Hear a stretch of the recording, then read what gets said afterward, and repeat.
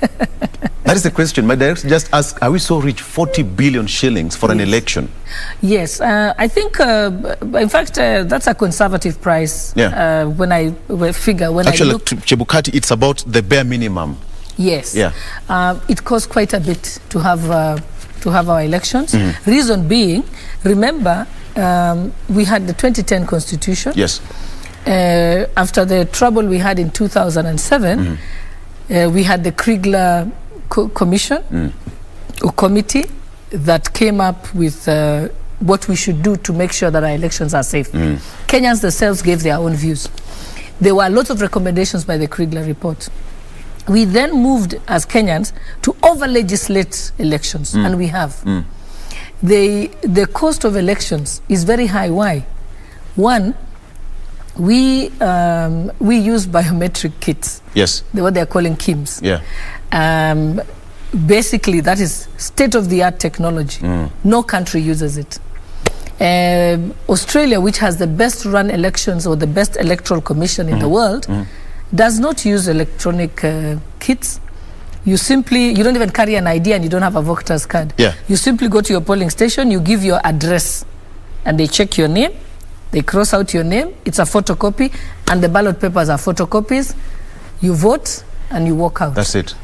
Because they trust themselves, there is no suspicion. Yeah. I think what we are paying for as Kenyans is because suspicion, our history of stolen elections, so we became very careful. So the KIMS kit is a huge cost. Yeah. Our ballot papers are as safe as banknotes. In fact, probably has more security features than banknotes. I think they have no less than 10 security features. I was there when it was designed, yes. Yeah. I was part of the team that actually designed them. So that is the problem. You have the watermark, you have the thing that you even have the torch that you use so that it can show the blue reflector. Or there is all these features. So our ballot papers are extremely expensive.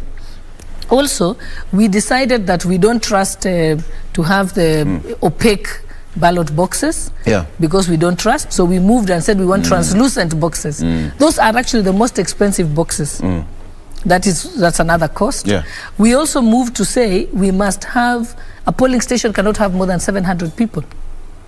So when you have 700 people per polling station, it means you have to distribute all polling stations across the country. Yes, exactly. So, and remember, every polling station, every classroom will have 6 clerks who are paid, a presiding officer, a deputy presiding officer. It will have 2 security officials, and that also we pay. The police force are paid. By the security agencies are actually paid by IEBC during the elections. Remember, vehicles are rented.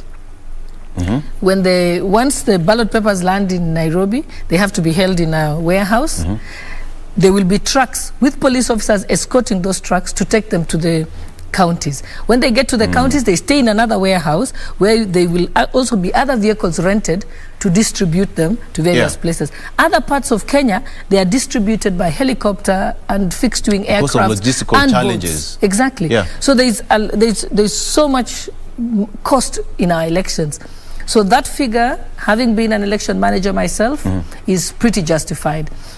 When we talk about when you have the clerks, remember that you've got to train them first, and this you're talking about